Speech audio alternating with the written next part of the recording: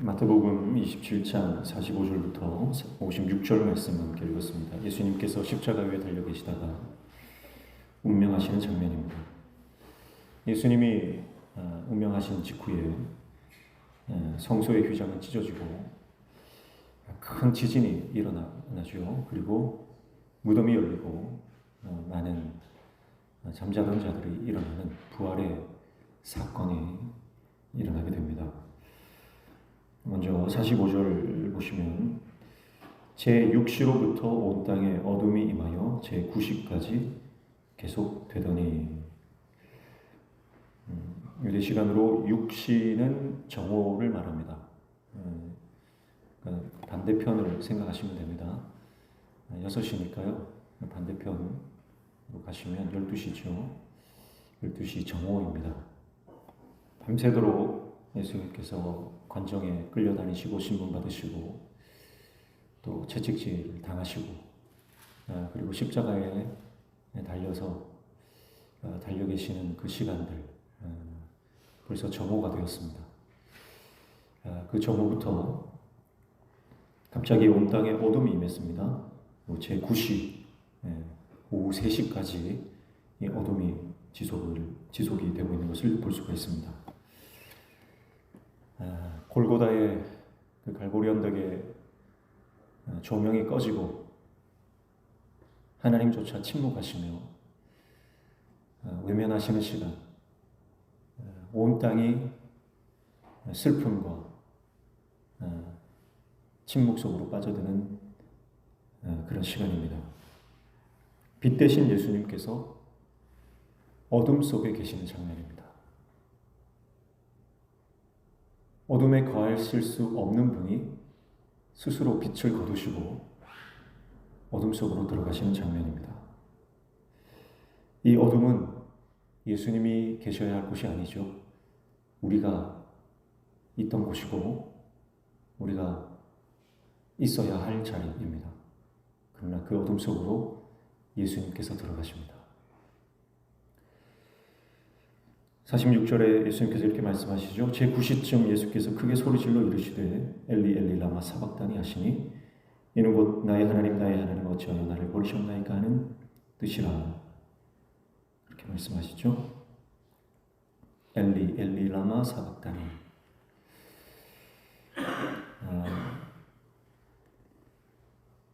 여기 관주가 되어 있습니다. 기억되어 있죠. 밑에 내려가면 시편 22편 1절입니다. 극심한 고통 가운데 우리는 그 고통을 묵상하고 고통에 집중하게 됩니다. 그래서 너무나 큰 아픔이나 슬픔이나 고통을 당하면 도대체 왜 나에게 이런 고통이 왔는지, 이 고통이 언제쯤 사라질지, 그리고 이 고통이 너무나 아프다라고 하는 그런 생각들로 우리 모든 신경이 곤두서고 집중되게 되죠. 그런데 오늘 예수님은 십자가에 달린 그 고통스러운 순간, 그 마지막 순간에 시편 22편을 기억하고 계십니다. 고통에 집중하지 않으셨다는 거예요. 말씀을 묵상하고 계셨다는 거예요. 고난의 한가운데 십자가의 그 십자가상에서 예수님은 끝까지 말씀을 붙들고 있었고 하나님의 말씀이 성취되어지는 것들을 바라보고 계십니다.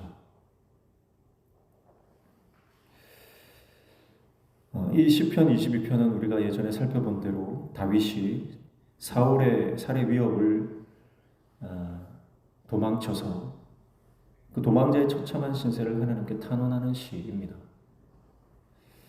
처절한 죽음의 위협 앞에서 하나님께 부르짖을 수밖에 없는 인간의 실존, 그것을 담아낸 것이 바로 이 시편 22편입니다.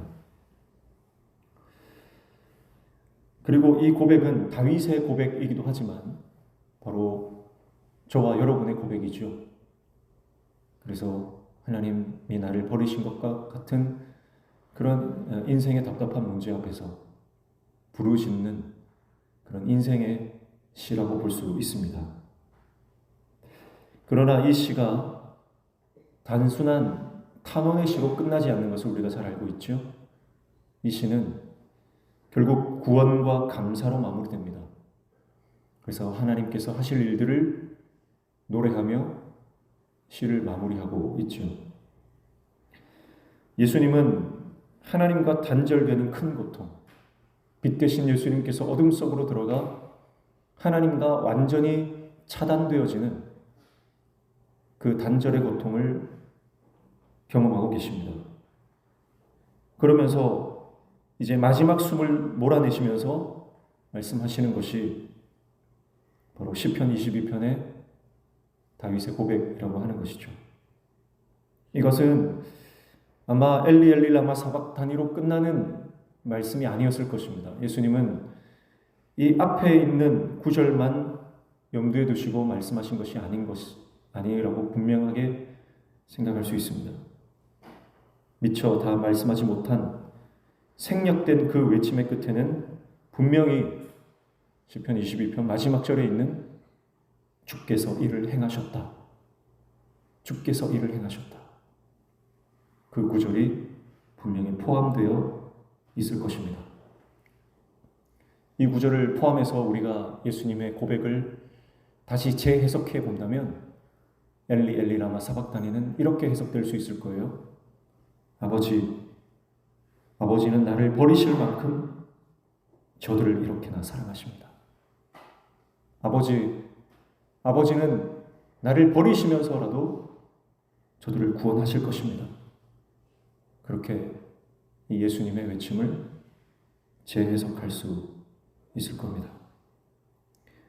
예수님이 하나님과 단절되심은 우리와 하나님을 연결시키기 위함입니다. 예수님이 어둠 가운데로 들어가시는 것은 우리에게 빛을 주기 위하심입니다. 예수님께서 이 끔찍한 고통 가운데 운명하시는 것은 우리에게 새 생명을 주기 위하심입니다. 예수님께서 이 절망의 끝에서 하나님을 외쳐 부르는 것은 결국은 우리에게 소망을 주시고자 함이죠. 그것이 이 엘리 엘리 라마 사박다니의 고백 속에 들어있는 하나님의 사랑, 예수 그리스도의 사랑입니다. 그러나 사람들은 어떻습니까? 그 외침을 들으면서 그가 엘리야를 찾는다. 그가 엘리야를 찾는다. 그리고 포도주를 적셔서 갈대에게 마시게 하지만 가만두라. 엘리야가 와서 그를 구원하나 보자. 그렇게 사람들은 오해하죠. 여러분, 우리도 예수님을 모를 때는 예수님을 오해했습니다. 예수님을 철저히 외면하고 무시하고 그분에 대해서 오해했던 것이 바로 우리들입니다. 그러나 그 사랑을 깨닫는 사람은 놀라운 예수 그리스도의 이 사랑에 완전히 그 심령이 전복될 것입니다. 그리고 그 사랑이 우리를 회복하게 될 줄로 믿습니다. 50절 예수께서 다시 크게 소리 지르시고 영혼이 떠나시니라. 마침내 예수님께서 운명하십니다. 예수님께서 영혼이 떠나시자 놀라운 사건들이 일어나죠. 51절에 이에 성소 휘장이 위로부터 아래까지 찢어져 둘이 되고 땅이 진동하며 바위가 터지고. 성소 휘장은 아마 성전으로 들어가는 입구에 하나 휘장이 있고요. 그리고 성소와 지성소를 나누는 그 성소 휘장이 또 있죠. 아마도 이 휘장은 성소와 지성소를 나누는 휘장으로 보여집니다. 이 휘장은요 굉장히 두껍습니다. 사람이 손으로 찢을래야 찢을 수 없는 그런 거예요. 그런데 이 휘장이 위로부터 찢어집니다. 사람이 찢으려면 밑에서부터 찢게 되겠죠. 그러나 위에서부터 찢어졌다는 것은 하나님께서 이를 찢으시는 사건이다라고 하는 것을 말씀하고 있는 것입니다. 성소 휘장이 찢어졌다라고 하는 것은 이제 1년에 단 한 번 대속죄일 그 욤키포에 들어갈 수 있는 사람은 대제사장밖에 없어요. 그러나 이 성소의 휘장이 찢어지면서 더 이상 하나님께 나아가는 그 길이 막혀 있지 않음을 말씀하는 겁니다. 예수님이 자신의 몸을 찢으심으로 이제 하나님께 나아갈 길을 여신 거예요. 예수님께서 빵을 찢어서 제자들에게 나눠주셨던 것처럼 예수님은 실제 이제 자신의 몸을 찢으심으로 아버지께로 가는 그 길을 열어주시는 것입니다. 땅이 진동하며 바위가 터지고 큰 지진이 있었어요. 그러면서 52절에 무덤들이 열리며 자던 성도의 몸이 많이 일어나되, 자던 성도라고 하는 것은 죽은 자들입니다. 죽은 믿음의 사람들이 부활하는 역사가 일어납니다. 이것은 예수님께서 사흘 뒤에 부활하실 것에 대한 암시로서의 복선 역할을 하는 것이죠. 그리고 53절에 예수의 부활 후에 그들이 무덤에서 나와서 거룩한 성에 들어가 많은 사람에게 보이니라. 예수님께서 부활하신 후에 이들은 예수님만이 부활하신 것이 아니라 우리들도 부활했다라고 하는 부활의 증인으로서 등장을 하게 됩니다. 그리고 이들이 부활 후에 예루살렘 성 안으로 들어갔다라고 하는 것은 결국은 우리도 마지막 때에 부활하여 거룩한 성, 하나님의 성, 천국으로 입성하게 될 것임을 암시해 주는 것이죠. 54절, 55절에 보시면 백부장과 및 함께 예수를 지키는 자들이 지진과 그 일어난 일들을 보고 심히 두려워하여 이르되 이는 진실로 하나님의 아들이었도다 하더라. 하나님의 아들이라고 하는 고백을 누가 하고 있습니까? 이방인들이 하고 있습니다. 백부장, 예수를 함께 지키던 자들은 바로 로마 군병들인데, 이 로마의 군병들은 대부분 용병들로서 바로 이방 사람들입니다. 이방 사람들의 입에서 그가 진실로 하나님의 아들이었다는 고백을 하게 되죠. 제자들이 아닙니다. 예수님 곁에 늘 머물렀던, 예수님의 특권을 누렸던 그 제자들이 아니라 이방인들의 입에서 하나님의 아들이라는 고백이 나오고 있습니다. 또 55절에도 예수를 섬기며 갈릴리에서부터 따라온 많은 여자가 거기 있어 멀리서 바라보고 있다라고 말씀하죠. 예수님의 임종을 지킨 자들은 누굽니까? 바로 여인들입니다. 제자들이 떠나고 비어있는 그 자리를 이 여인들이 채우고 있는 것입니다. 결정적인 순간에 제자들은 다 도망가고 남자들은 다 도망갔습니다. 그러나 드러나지 않았던, 감춰져 있었던 진짜 제자들, 그들이 예수님의 임종을 지키고 있는 것을 보게 됩니다. 그리고 56절에 그 중에는 막달라 마리아와 또 야고보와 요셉의 어머니 마리아와 또 세베대의 아들들의 어머니도 있더라. 그렇게 말씀하죠. 주목받지 못했던 사람들입니다. 때로는 예수님의 제자들로부터 책망을 당하고 예수님 주위에 주류로서 존재하지 않았던, 그저 말없이 이름도 없이 빛도 없이 그렇게 예수님을 서포터하고 예수님을 후원했던 사람들입니다.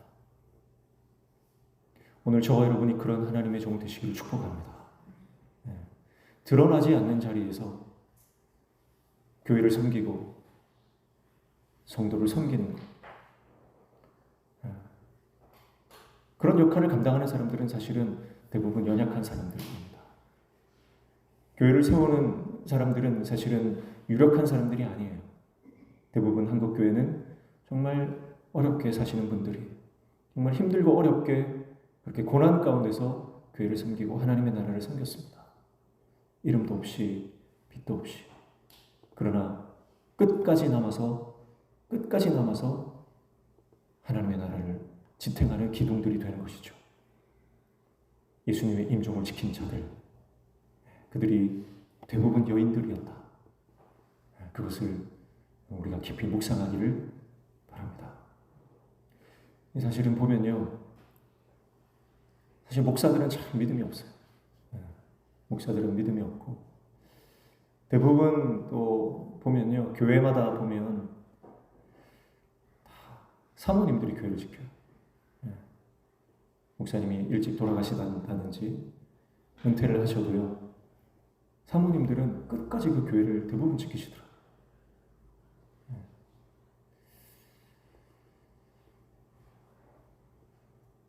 제가 예전에 사역했던 교회에서도요, 지금까지 돌아가신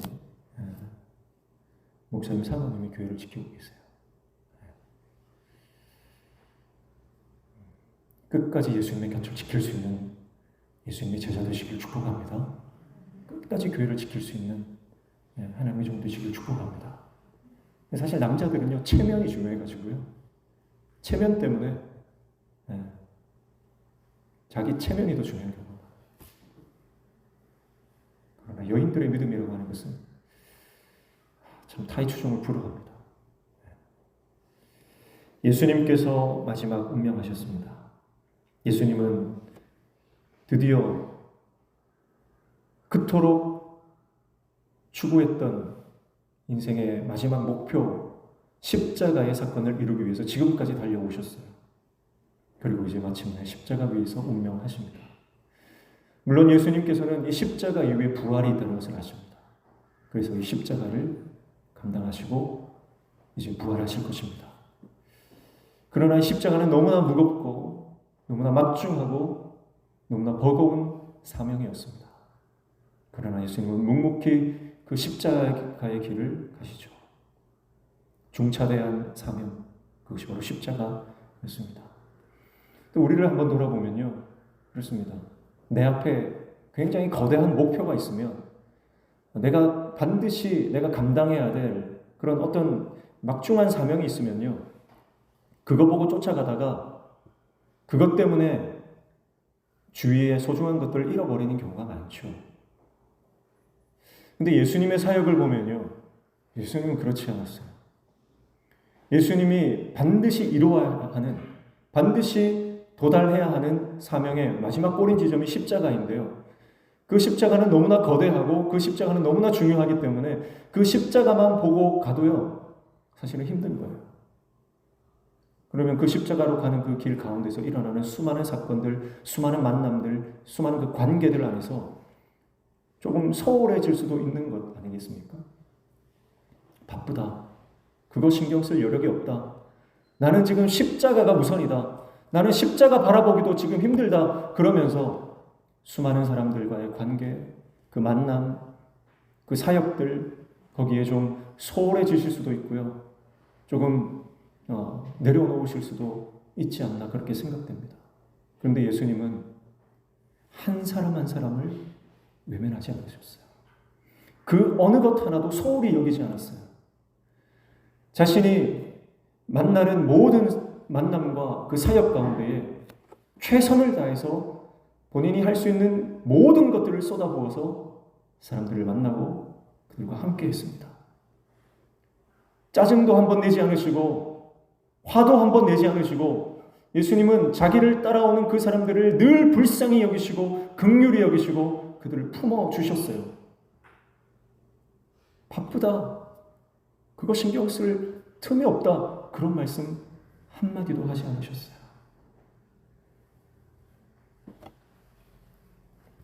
목사들이요, 주일날 설교하면요, 토요일은 근처에도 못 오게 합니다.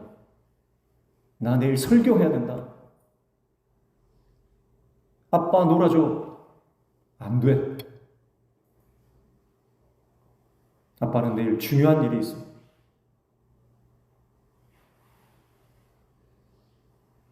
대부분 목사들이 그렇습니다. 저도 그렇습니다. 짜증이 납니다. 내가 중요한 일을 해야 되는데 누군가 도움을 요청한다든지 누군가 나에게 시간을 좀 빼달라고 하면 짜증이 납니다. 불평이 올라옵니다. 그게 사람입니다. 왜냐하면 더 중요한 일이 있기 때문에 그렇죠. 근데 예수님은 그러지 않으셨어요. 예수님은 십자가라고 하는 그 어마어마한 무게의 그 사명을 감당하시면서도 그가 가는 모든 길에 만나는 모든 이들에게 친절하게 따뜻하게 대하셨습니다. 그리고 자기에게 주어진 모든 사역에 최선을 다하셨고 눈물과 땀으로 그 일을 감당하셨습니다. 여러분, 그것이 예수 그리스도의 삶이고 사역이었다는 것이죠. 오늘 그 십자가의 길을 가신 예수님을 배우기를 소원합니다. 오늘 그렇게 자신에게 주어진 하루하루의 삶과 시간시간의 그 만남들을 정말 소중하게 여기셨던 그 예수님의 삶의 태도와 모습을 닮아가기를 소원합니다. 언젠가가 아닙니다. 언젠가 내가 이 일을 이루고 나면 내가 그때 돌아보겠다. 그게 아닙니다. 지금입니다. 지금 내 옆에 있는 사람들에게 따뜻하게 대해 주십시오. 지금 내가 감당하고 있는 일이 어떤 일이든 그 일에 최선을 다하십시오. 그렇게 한 걸음 한 걸음 나아갈 때 우리에게 주어진 가장 위대한 사명, 십자가도 반드시 우리는 이루게 될 줄로 믿습니다.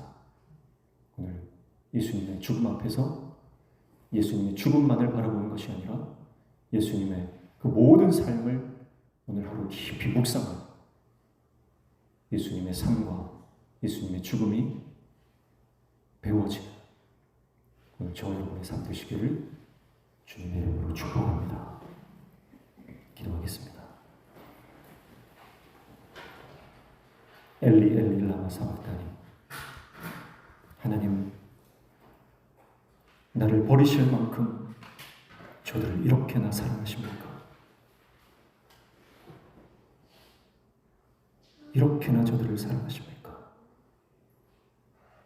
그 사랑이 오늘 우리를 향해 있는 줄로 믿습니다.